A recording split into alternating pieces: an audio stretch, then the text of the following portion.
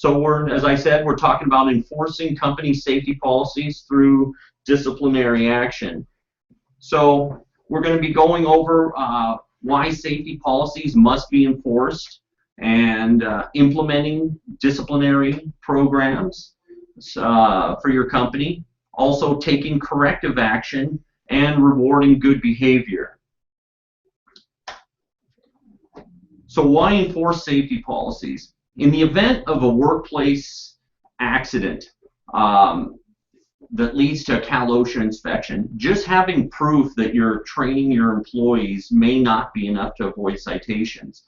Employees may be interviewed and asked whether or not that the workplace enforces safety policies, and some of the citation factors would be whether a hazard was present, if the employees are properly trained, and if the policies are enforced. Michael, why don't you elaborate a little bit on that for us, if you will? Well, when Rick is talking about is the hazard present, what he's really looking to say there is hazard in this respect of a Cal OSHA problem. Obviously, if there's an accident, there was a hazard because somebody got hurt. But the whole idea here is when Cal OSHA comes out to the job site, they want to know if you had a problem like a Cal OSHA violation to a code that had taken place. And then the next conversation goes off the basis of was the employees properly trained. So number one, do you have hazards on your job site? Well, you probably do. Sometimes we have some going all the time. That's the unfortunate thing. But the second piece is, are you training your employees to be able to spot those, know what those are, and to be able to work around them? And of course, you want to make sure that you're not only doing regular training with your employees and that you're doing specific training. So when they're looking to see if they're properly trained, it's not just necessarily a matter of, hey, we're doing our training once a month or once a week, depending on your industry, yes, but that you're actually training them on all of their various job functions. And what we're talking about is a spot training, because more and more Cal OSHA is coming out to a job site and saying, are you guys doing your training? Have you trained them on this? An experience that has taken place with somebody recently they had an employee on the job site and they were moving with their forklift. They were moving some material, and the forklift hit a little pothole and just kind of jarred a little bit, nothing too big, but the load was not secured on the pallet, and so it fell over and hurt an employee. So when Cal OSHA came out, their question was, have you done training on securing loads? We do have a safety lesson on that, and that's important to do. But if you try to train your employees on every little thing out there, a lot of us would say, well, we wouldn't get our work done. I mean, safety-wise, some of it's just common sense they have to know. That's why we've created this mobile app, and this mobile app can allow you to do spot training on the job site. So in the middle of this webinar, if you have questions, you're going to call our office and ask for your mobile username and password for your webinar. But this spot training that we're calling it must be done more and more. You're on a job site, you're a foreman or a supervisor, you have got to be able to walk up to an employee that is looking a little, let's say, shady in some area when it comes to safety and say, hey, you need to stop doing that. I need you to read this lesson with me. Let's go over the points, and then sign off saying here that I told you about, so that you can start to build an incredible repertoire of safety records. Right. So, and then the next point is whether or not that you're actually enforcing them. So even if you're able to show that you're training your employees, right, and that the guy should have known better. Mm-hmm. If they interview employees and are able to find out, say for instance, that they find out that you're not enforcing your employees wearing their safety belts on the forklifts, and they see that and you had an injury due to that, they're able to tie it that you're not enforcing that into it. There's something called the Independent Employee Act defense. Michael, tell us a little bit about how that works and how that comes into play. What they need, what the Independent Employee Act defense is saying, it's basically saying this: for everything you did as an employer, everything you did as management, you did everything you could, and the employee still made a bad choice. With that being said, the problem that I see is you've got to be able to have some way to be able to show Cal OSHA you've done everything, and this is really what you need. Number one, you need to have stellar documentation. Your documentation must be up to code, kept up to code, especially with the new heat illness study coming out. We're going to do a webinar in a month in May regarding the new heat illness changes. But back to the issue, you got a stellar documentation. 2, you got to be able to show them that you have training that is really on point for what issues are going on. And then 3, this comes down to the topic today, you got to be able to show you have a discipline action program in place that warrants the argument. You've got to be able to show you enforce it. A lot of us as business owners will say, oh my gosh, I'm not here to babysit you guys. You guys go out to work. Let me say that unfortunately there is a portion of that for all of us in management or owners, whatever it is. You do have to enforce. You must punish your employees. Now, all this webinar will be about punish. We're going to talk about incentive programs, so I don't want you to think this is Debbie the Downer webinar, but the logic here is you must have the stomach or build the stomach to be able to tell your employees, stop, or I will let you go. That must be there, Rick. It's got to be. Exactly. And of course, we're focused here on OSHA code, Yes. you know, for this particular case here. But there's multiple other reasons for enforcing your safety policies. I mean, you're just going to improve company morale. You're going to have less accidents. It's going to lead to less claims. They will. Lower your XMOD, lower your workers' comp costs. I mean, it just has tremendous effects. If you don't enforce the policies and you just have more issues, it's just going to cost you a lot more in the long run. And I know we're talking about money right here, and the most important thing, let's just get it off the table, is the lives of the employees and everybody at play. So we wanted to know that that is first and foremost our mindset, that we're doing this to save lives. I get that, Rick gets that, but we need to talk about this other issue so that we can see the complexity of the money like Rick is talking about. But it all ties Absolutely. together. Okay, so let's take a look here at our next slide here. So implementing a disciplinary program, and so why we talked a little bit already about why you would want to have a structured disciplinary program. For one, you may have employees that don't want to comply with the rules, and by having something that's set in place, you've had your rules laid out, this way they know what you're going to enforce. It's fair and even-handed method of dealing with your policy offenders. And it's protection for the employer in the event of a termination, and it shows proof again that your policies that they're being enforced. So when we talk about being able to do these, Michael, I mean, sometimes you go out to some of these job sites and they'll tell you that, hey, the guys, I just can't get the guys to do this, that, or the other. If you're having a hard time getting your guys to do this, that, or the other, like Rick is talking about, obeying safety rules, I'm going to say some harsh words to you, and we know this, that I have all the love and respect to you. You got to toughen up and send somebody home for the day. You got to do more with regarding to safety. People respond when they feel like they're, number one, appreciated, number one, where they're treated with respect, and number three, where they feel like they'll lose their job. And so you have to have all those components put together. I got to make sure you're clear. If you're saying to yourself, nobody will listen to me, then you got to, lack of better terms, man up over there. I go to some job sites where I'm sitting with the people out there, and they're like, well, we do our best. We tell them every day. And more times than not, when I say to them, tell me how many people you've sent home this week, their answer is, nobody. I haven't sent anybody home. That's your problem. Nobody respects you as a safety professional, and there is no incentive program. There's no pizza party you could throw together to get them to respect you. So you've got to ante up and say, listen, you don't do this, I'm going to send you home. And have reasonable warnings and stuff so they can have a chance to do better too.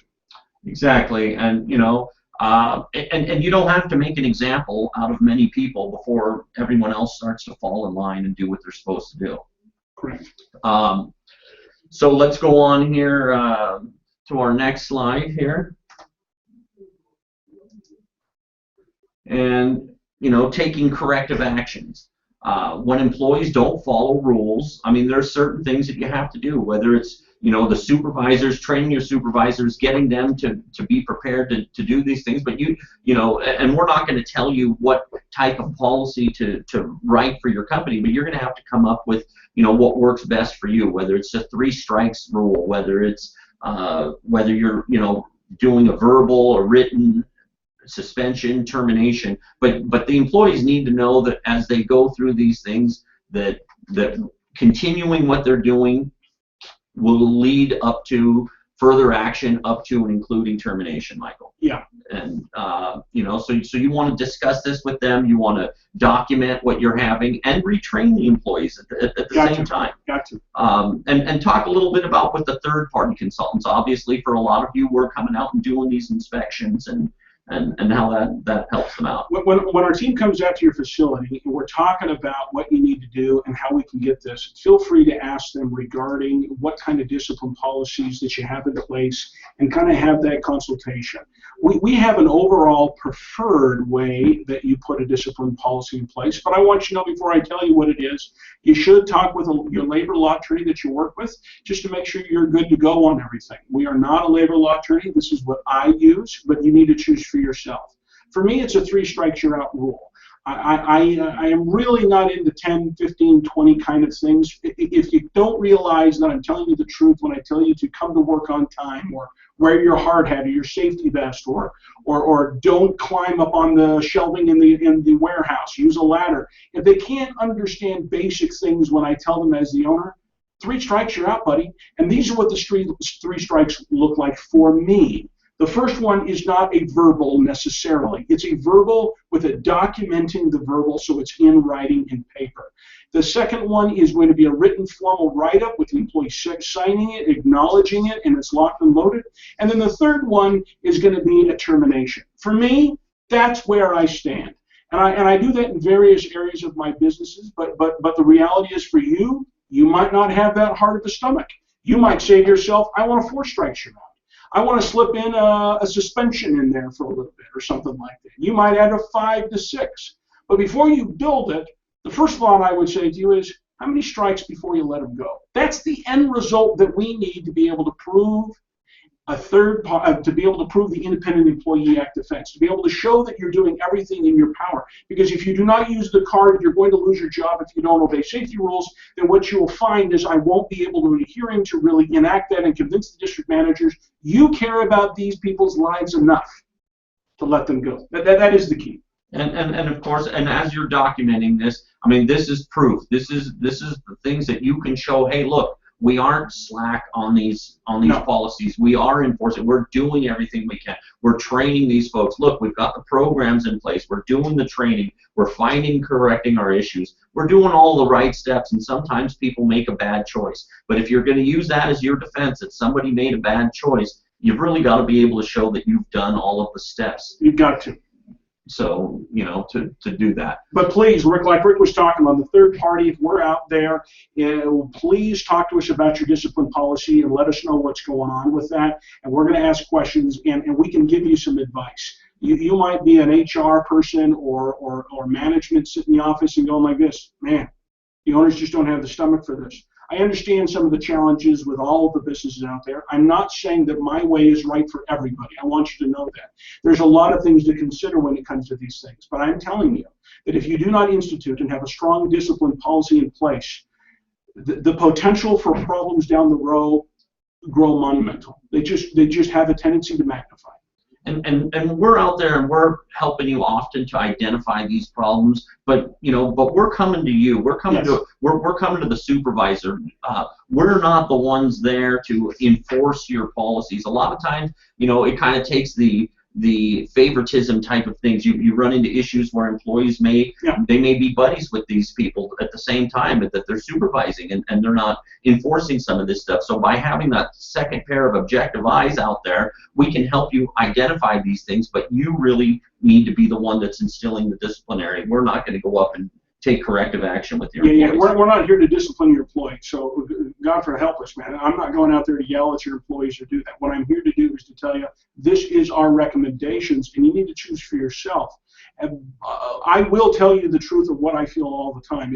It's a habit that goes well in my life and bad. Let me just tell you. My wife asks me questions, and I tell her my opinion right out the thing every time, and that's been a blessing and a curse, as you know, in everybody's marriage. Am I right, Rick? That can be the case sometimes. I'm going to be cursed by this. All right, well, so let's talk about the good part here. Okay. So let's get on to the good part, and that's rewarding good behavior. You need to be able to do things to help encourage safe behavior at the workplace. And there's a lot of different things that you can do, and you know, I want Michael to elaborate a little bit on some of his thoughts. I mean, you can have incentive programs, and there's other things that you can do. And you know, what is your thought in general, Michael, as far as with the incentive programs and how that even might come into play with Cal OSHA? Well, Rick, as we're out there to clients and we're talking about discipline in the workplace, and we start telling our opinion about 3 strikes you're out, it always gets into incentive programs at the end. People's first concern, Rick, are really, well, I don't want to be too mean to my employees. I want to create a culture that this is a positive work environment, that this is an uplifting work environment, and I don't want to rule. I don't want to rule with the logic of that, you know, I'm sorry, I got my mind trained off something else, right? I don't want to rule with a heavy hand like this is, you know, this is some sort of third world, you know, we're not going to do anything policy. And so when it comes to these kind of incentive programs, I do believe that they do warrant something. So let me just tell you some of the ones I like. For instance, we're going to talk about the incentive programs with bonuses. I'm not bothered with that, but number one, that's more money out of your pocket, and a lot of times I'm not sure they're necessary. But my problem is if you tie the bonus structure to a system where the employee will feel that I cannot report an accident because of the simple reason that the group will lose their bonus, that's a problem. The bonus structure at times, depending on how you build it, it can have the way to discourage reporting of accidents, and that's my first concern with the bonus system. The bonus system, I'm very bothered by that. But there are aspects of it, and I've seen variations that are not too bad, but very few that I have really, really liked. When it comes to raises and giving people raises for this kind of thing, I'm not bothered with that on an individual basis when it comes to long-term achievement. If people can show that they care, they have the right attitude, they're going the extra mile, I think this is appropriate. When you tie bonus structures or these kind of things to the group, right, Rick, where you say, listen, if we can go 180 days without an accident, we're going to have a pizza party. I think that is great on some levels. But what you have a tendency to do is you get to the 150, 160 mark of the days, you'll find that somebody will get their hand cut and not want to say anything because everybody else in the company is going to be mad at them. And so you'll find that this can have a tendency to discourage these kind of problems. Some people do like a safety bingo or something like that, where if I see you doing something good, you get a safety pass and you put that out there. I'm not bothered with that, but on the times that I have seen that put out there, these programs don't really give a prize out that warrants a lot of people's attention. Number one, or the program really is being issued by somebody who isn't in a constant fair way passing out the safety bingo cards, and so it just has a tendency over a longer period of time to just really turn into nothing. It just really is another way to strip the expenses of the owner, and I'm not a big fan of that. I believe that your safety program can be done very well with some solid enforcement first, and then a reward when they comply. Number one, they can keep their job. Number two, you say thank you by lunches when you see improvement as a whole in a group. If you see improvement as individuals, then you privately go and improve, give that person a private reward in some way. I don't know, maybe it's a Starbucks gift card. Maybe you're giving a gift card to a local lunch spot or something like that. But I do think that that's an important thing to watch out for when it comes to safety reporting programs, that they're not overall discouraging somebody for reporting accidents. Right. That's the main thing that Cal OSHA will look at is they definitely don't want you to have something in place that is discouraging your employees from reporting an accident, which is, you know, so that we can get to the root cause of these things. Yes. All right, so we're looking at a screen right now, and this beautiful screen is the mobile app. Let me just tell you how this plays into it. If you're walking around as management, you're talking about the discipline in the workplace with your employees, for instance, safety glasses, or you're talking about anything, if you click on that button that you'll see at the top where you see safety lessons in your mobile app, it'll open up a lesson screen. You'll choose the lesson you want. The second image is of one of the lessons. And as you scroll through that lesson, there'll be pictures, and then that employee can type his name and do a digital signature with his finger, and we can submit that report. You could use this as a warning. You could say, hey, we're going to do a warning for you. Here you go. Do this lesson, a quick spot training, we call it. Once he gets that, or he gets that multiple times, you'll be able to see a record on your client center of what's gone on there, and you can use this in a way to be able to track some of these verbal warnings out on the go. And in that way, the first verbal warning is really maybe a refresher of the training process. If it's blocking a fire extinguisher, or if it's how to use a ladder properly, or any one of the over 350 lessons that we have, these can be used as reminders to make sure you are good to go. So the safety app is a great thing for that kind of a thing. For that, we are rebuilding the safety app so that this thing can be downloaded on Apple. We ran into a couple struggles, so you'll need to that should be able to be downloaded in a few weeks, maybe 3 or 4 weeks tops. But for now, you're going to go to EEAP.mobi. EEAP.mobi. There's a QR code at the top right hand of the screen. You can type in the website to your browser, or you can just scan that and put that in. If you do have problems with any of it, the number at the bottom is there. Call us in the office. I got a team of people that are happy to take care of you on that. All right. For the very few lucky, privileged people, Rick, that are not clients of EEAP that have been invited to this exclusive program training, please feel free. We do a free on-site evaluation. Give us a call. We won't spend too much time on this, but we can come out and evaluate your system and let you know what we've got going on. So there you go, Rick. All right. So if you've got questions, go ahead and start type them in the chat here. We're seeing questions already. People are asking about the app and it being available. It's going to be available on Apple, and it's going to be available on Android. We have built an app that we thought worked, and as we learn, and we're always learning, aren't we, Rick? We learned that Apple has certain protocols before they accept the app. And so those protocols, well, on the back end of it, we have to change some of the ways the app is worked on the back end. But the workings of the app and the visual point will not change. I want to make sure that the visual things of the app will not change. Neither will the username and password, Rick. Correct. But better not change, Rick. We'll piss off a whole lot of people. So that username and password will be the same, and we'll just let you know, hey, the new app's there. You can download it. But right now, you can go to EEAP.mobi, M-O-B-I, and use that as a mobile website. And we should be getting the approval on that because we're in the final stages of making those corrections. Yes. And getting that hopefully here within the next few weeks, so it should be out shortly. Yes. So go ahead. If you got other questions here, I'll scroll through and take a look. But in the meantime, while we wait for that here, last time we kind of ended things, had some questions at the end that didn't get answered, a couple of people actually, and so I thought we'd go ahead and let you know right now. Some people, Michael, were asking here about our safety pickle. Safety pickles. They wanted to know what was with the safety pickles. Maybe you could tell them a little bit about the safety pickle. Let me tell you, the safety pickle is legitimately a foam pickle. It's a squeeze toy. Oh, dropped it there. It's a squeeze toy. It's a stress ball in the shape of a pickle. Now, this is where it came out to. When we were going to conventions a year or two ago, me and Rick, as we go out there, we're thinking we needed something to jog people's attention out there. And what it came down to is, being a little bit of a nutty person, I was thinking we should have something out there, something different that people don't have, because you guys know they have the caution cones, the hard hats. And as we sat there going back and forth, we were naming a lot of things, and I had said, what about a safety taco, which obviously you can see is not very good of an idea. And there was a number of ideas I had that were extremely bad. But then we came to the pickle, and in some joking way, I suggested this pickle. And my beautiful sales guy, wonderful guy, Bill Whitaker, love him to death, he says to me, Michael, we could write something on the pickle. And that's how the idea formed. Everybody was there. And on the pickle, it says, in a safety pickle, and there is a question mark in, all right? It's very simple, and what it is it's referencing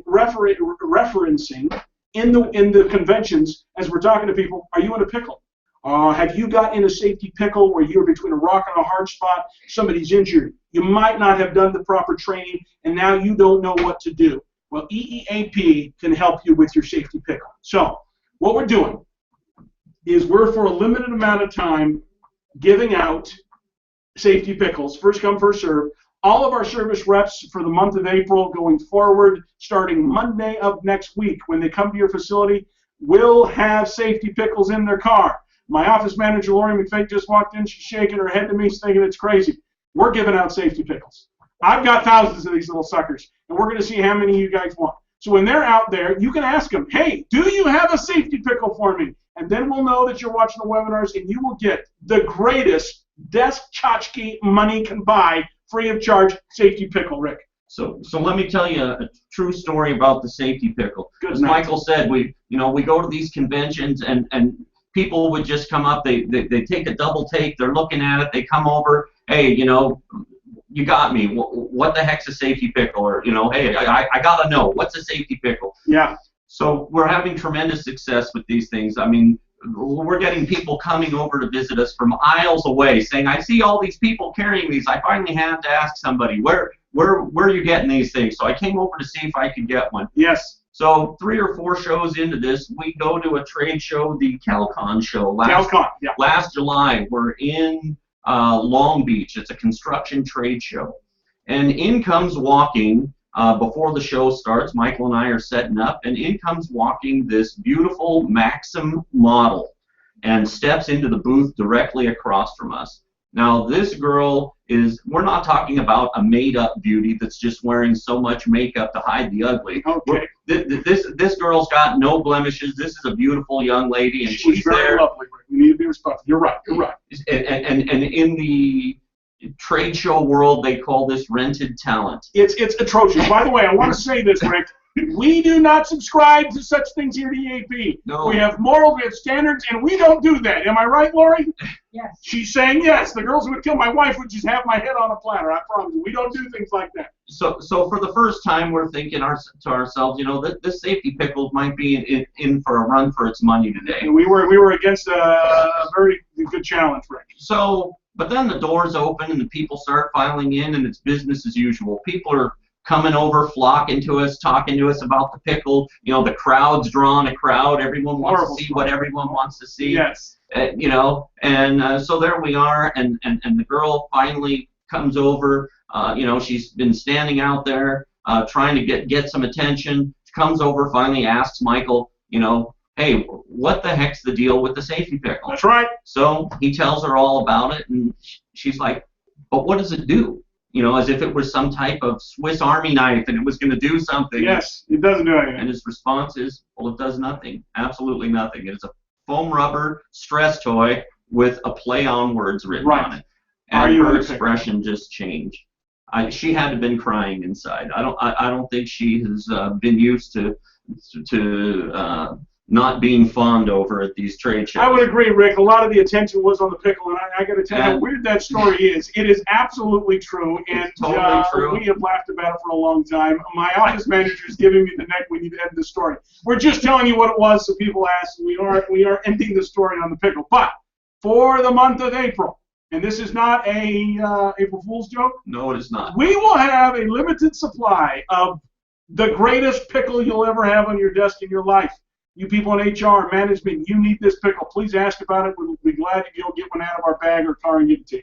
All right. So let's see here. We've had a couple of questions come in during that time. Lori, did you have some there for us? I don't know if you've answered this one yet, but on the 3-strike rule, yes. Is there a time period when the strikes are reset? Did you get that one already? No, there is I've not. seen it, but no. There is not a time period, but also when you use the term the 3 strikes rule, I want you to know, to clarify, there is no set OSHA rule of any kind or any sort of state rule from what I know that says you have to have the discipline policy with 3 strikes you're out. I'm suggesting that my personal belief for my business is you get 3 strikes, either they're warnings or they're write-ups, whatever. On the 3rd one, you just don't listen very well, and I got to part with you. My business can't afford that. So the reality of it is there is no 3 strikes rule that is written anywhere. It's just a private thing that you guys need in your individual businesses choose. If that's 3, 4, 5, or 6 strikes, you got to choose. And you can also make the logic that there is a resetting. After 3 years, if you get 3 strikes within a certain amount of time period. I think that's what the person is implying, and I think that's a great idea too. So that if somebody's with you 20 years and 30, 25, and 18 years ago they had 2 violations, you don't have to fire them on the 3rd. So I agree to that. I think that's an interesting spot that you guys can do. But what this tells us is you've got to make your choices in-house and build something in writing and stick to it. Got another one there, Lori? One of the other questions is about the IIPP. This isn't about disciplinary program, but about the IIPP. I heard from a broker that if an IIPP contained info not pertaining to what we do, we can get fined by OSHA. Is that correct? That is not correct at all. Let me say that person that person doesn't know what they're talking about. Let me say this. Your IIPP needs to be built specifically for your business. If there is something in there that doesn't necessarily apply to your business, to say you'll get fined is strong. They might say your program isn't detailed enough. So yes, there is some way that it might be tied, but clearly just saying, oh, it talks about paint and you don't have paint. That, to me, I'll be very honest with you, you wouldn't be fined for such a thing. It would be recommended you need to get a little bit more specific or something like that. That's somebody that's just looking to rouse you. But respect to our programs, if you do have something with your IAPP that you don't feel like we got dialed in as much as it should, you can just call the office. I have a wonderful person here named Mandy, and she has a team behind her that deal with those kind of issues, right, Lori? And she can take care of that and help you dial in your documentation.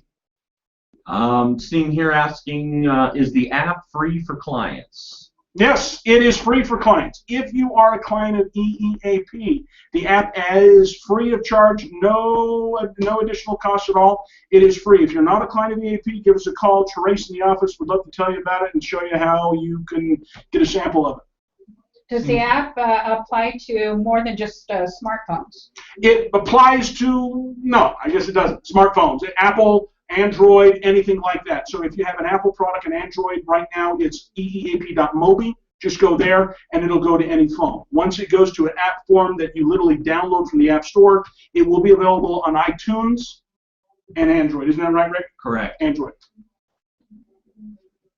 Okay, I see one here. What is the difference between a safety, what is this? A safety pickle? Safety pickle and spokes model. Well, the difference is, well, one goes on your desk better. What's your point, Lori? The difference is that EEAP has safety pickles. Yes, we have safety pickles. That's right, Lori. We do not go with spokes models. We find here at EEAP the best thing you can look at in a million years is me and Rick Roman. You know, a lot of times people say we just need to wear wigs or something because there's just too much bald heads. But you know what? We're just real here. We just show you who we are and we go forward with it. We plunge forward. That's the way it is. All right. Let's see here. Any other questions you see on board, Lori? No, some of them were at the beginning. I think we're good to go. If anybody's got any other questions regarding the topic, that would be great. Give us to us so these guys can answer your questions. All right. So in closing, let me just say this. Thank you for being a client of EEAP. Every night when we go home and we end our days and we're with our families, I promise you that my mind is really focused on what I can do to make your environment safer, what I can do to make sure your employees come home better, how I can get the information to you better, and I'm really in a constant state of evolving to make sure we're there for you. If you have a problem that we can't solve, I would be shocked. I really want to make sure that we help you in any way. If you have a problem with your trainers, the inspections, anything, give us a call. We want to make sure we're there for you to make you happy.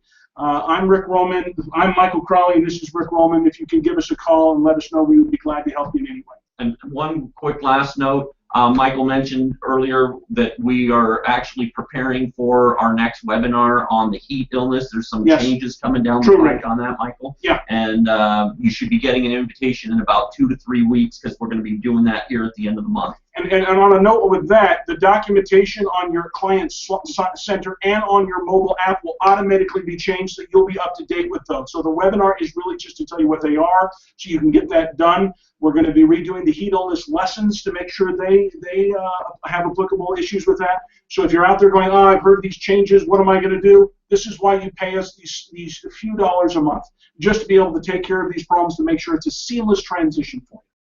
All right, so that'll do it, and we'll see you guys next month. Thank you, guys. Thank you.